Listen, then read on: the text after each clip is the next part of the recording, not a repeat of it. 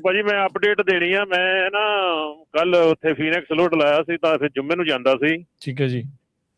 ਤੇ 8 ਹਾਈਵੇ ਦੇ ਉੱਤੇ ਨਾ 42 ਕੇ ਐਗਜ਼ਿਟ ਤੇ ਲਾਗੇ ਉੱਥੇ ਪਾਇਲਟ ਹੈ ਤੋਂ ਮੀਲ ਕੁ ਪਹਿਲਾਂ ਨਾ ਅੰਗਰੇਜ਼ ਕਾਰ ਮੇਰੇ ਬਰੋਬਰ ਆਈ ਤੇ ਉਹ ਥੋੜਾ ਚਿਰ ਬਰੋਬਰ ਰਹੀ ਤਾਂ ਮੈਂ ਦੇਖ ਲਿਆ। ਮੈਂ ਕਿਹਾ ਜਾਂ ਪੁਲਿਸ ਹੋਊਗਾ ਜਾਂ ਕੋਈ ਹੋਰ ਹੋਊਗਾ। ਤਾਂ ਪਿੱਛੇ ਚਲੇ ਗਈ ਕਾਰ ਰਾਈਟ।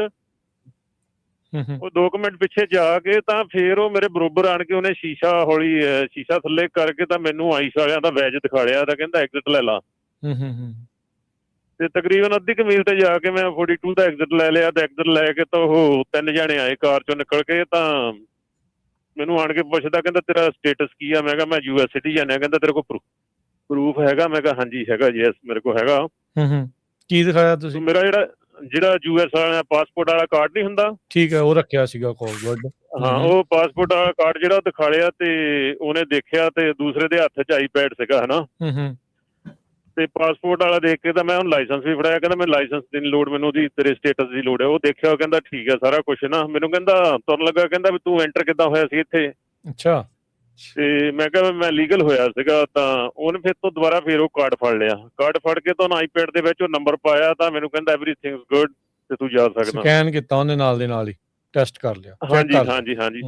ਸੋ ਇਸ ਕਰਕੇ ਜਿੰਨੇ ਕਿ ਇੱਧਰ ਨੂੰ ਆਪਣੇ ਜੁਮਾ ਏਰੀਆ ਨੂੰ ਐਲ ਸੈਂਟਰੋ ਆ ਜਾਂ ਹੋਲਟਵੈਲ ਆ ਬਰੋਲੀ ਵੱਲ ਨੂੰ ਇੱਧਰ ਕਾਫੀ ਬਾਰਡਰ ਪੈਟਰੋਲ ਦੇ ਪਿੱਕੇ ਆਪਾਂ ਆਮ ਦੇਖਦੇ ਆ। ਪਰ ਇਹ ਸਿਵਲ ਕਾਰਾਂ ਦੇ ਵਿੱਚ ਵੀ ਤੁਰੇ ਫਿਰਦੇ ਆ। ਓਕੇ ਜੀ। ਅਨਮਾਰਕਡ ਗੱਡੀਆਂ ਦੇ ਵਿੱਚ ਵੀ ਆ ਮਤਲਬ ਬੇਸਿਕਲੀ। ਹਾਂ ਸੋ ਮੇਰਾ ਕਹਿਣ ਦਾ ਮਤਲਬ ਇਹ ਜਿਨ੍ਹਾਂ ਕੋਲ ਗ੍ਰੀਨ ਕਾਰਡ ਹੈ ਉਹ ਬੰਦੇ ਇੱਧਰ ਸੇਫ ਆ।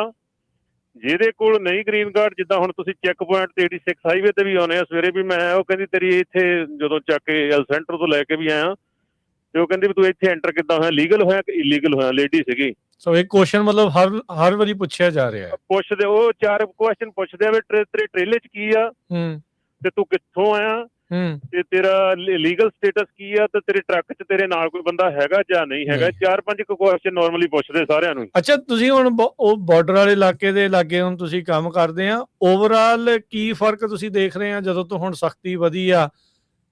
ਜਿਹੜੇ ਹੁਣ ਤੁਹਾਨੂੰ ਡਰਾਈਵਰ ਉਹ ਜ਼ਿਆਦਾ ਫਿਰ ਗ੍ਰੀਨ ਕਾਰਡ ਦੇ ਸਿਟੀਜ਼ਨ ਵਾਲੇ ਹੀ ਮਿਲ ਰਹੇ ਆ ਉੱਥੇ? ਜਿੱਦਾਂ ਭਾਜੀ ਜਿੱਦਾਂ ਹੁਣ ਜਿਹੜੇ ਆਪਣੇ ਜਿੱਦਾਂ ਟੇਲਰ ਫਾਰਮ ਜਿੰਨੇ ਬੜੇ ਆ ਨਹੀਂ ਹੈਗੇ ਕਾਫੀ ਆਪਣੇ ਵਰਕ ਪਰਮਿਟ ਵਾਲੇ ਕਾਫੀ ਆ ਮੁੰਡੇ ਜਿੱਦਾਂ ਜਿਹੜੇ ਦੂਸਰੀਆਂ ਸਟੇਟਾਂ 'ਚੋਂ ਆਉਂਦੇ ਆ। ਓਕੇ। ਪਰ ਇੰਨਾ ਫਰਕ ਨਹੀਂ ਜੀ ਪਿਆ ਜਿੰਨਾ ਪੈਣਾ ਚਾਹੀਦਾ ਸੀ। ਪਰ ਜਿੱਦਾਂ ਹੁਣ ਮੈਕਸੀਕਨ ਆ ਜਾਂ ਦੂਜੇ ਆ ਉਹ ਕਰਦੇ ਤਾਂ ਹੁਣ ਹਰੇਕ ਨੂੰ ਆ। ਜਿੱਦਾਂ ਤਕਰੀਬਨ 3 ਵੀਕਾਂ ਪਹਿਲਾਂ ਮੈਂ ਆਪਣੇ ਫੀਨਿਕਸ 133 ਐਗਜ਼ਿਟ ਦੇ ਉੱਤੇ ਆ ਪਾਇਲਟ, ਉੱਥੇ ਮੈਂ ਵੇਟ ਕਰਦਾ ਸੀ ਲੋਡ ਦੀ। ਤਾਂ ਮੈਂ ਪ੍ਰਸ਼ਾਦਾ ਪਾਣੀ ਚੱਕ ਕੇ ਅੰਦਰ ਗਿਆ ਤਾਂ ਮੁੜ ਕੇ ਜਦੋਂ ਮੈਂ ਬਾਹਰ ਆਇਆ ਤਾਂ ਉੱਥੇ 4-5 ਜਾਣੇ ਕਾਲੀਆਂ ਕੋਟੀਆਂ ਵਾਲੇ ਤੁਰੇ ਫਿਰਦੇ ਸੀ। ਓਕੇ।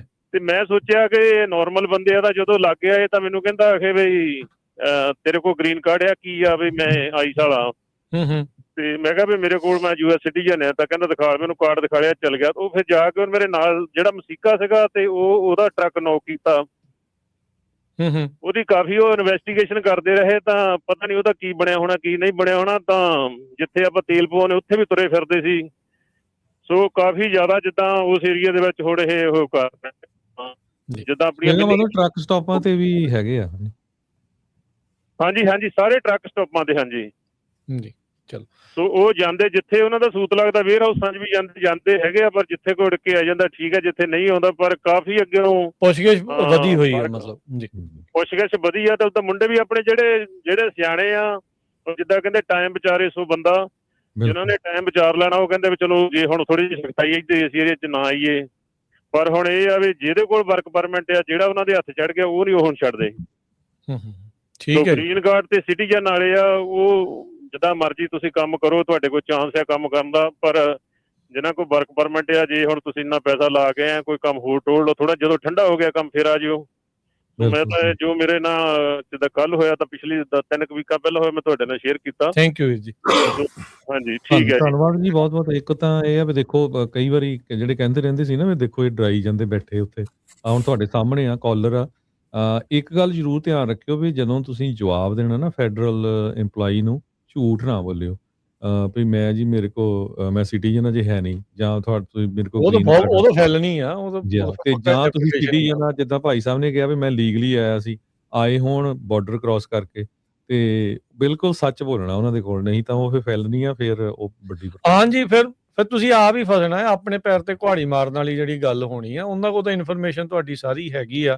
ਅੱਜ ਕੱਲ ਲੁਕਦਾ ਨਹੀਂ ਆ, AI ਦਾ ਜ਼ਮਾਨਾ ਆ, ਉਹਨਾਂ ਦੇ ਕੋਲ ਹਰ ਇੱਕ ਦਾ ਪੋਰਟਫੋਲੀਓ ਬਣਿਆ ਪਿਆ ਆ। ਉਹ ਤਾਂ ਜਿੱਦਾਂ ਇਨਫੋਰਮੇਸ਼ਨ ਪਾਉਣੀ ਆ, ਤੁਹਾਡਾ ਕਾਰਡ ਆ, ਚਾਹੇ ਉਹ ਲਾਇਸੈਂਸ ਆ, ਜਿਸ ਦੇ ਵੀ ਥਰੂ ਉਹਨਾਂ ਨੇ ਜਿਹੜਾ ਉਹ ਪਤਾ ਸਾਰੀ ਹੁਣ ਲੈਣਾ। ਬਾਇਓਮੈਟ੍ਰਿਕਸ ਦਾ ਤਾਂ ਰਾਜਕਰਮਵੀਰ ਸਿੰਘ ਜੀ ਉਹਨੇ ਕਹਿਤਾ ਵੀ 75 ਸਾਲਾਂ ਦਾ ਰੈਕੋਰਡ ਰਹੂਗਾ ਬਾਇਓਮੈਟ੍ਰਿਕਸ ਦਾ। ਹਾਂਜੀ, ਉਦੋਂ ਤੋਂ ਇਮੀਗ੍ਰੇਸ਼ਨ ਚਾਲੂ ਹੋਈ ਆ, ਸਾਰਾ ਹੀ ਰਹੂਗਾ ਜੀ। ਤੇ ਸਤਵਿੰਦਰ ਜੀ, ਸਤਿ ਸ਼੍ਰੀ ਅਕਾਲ।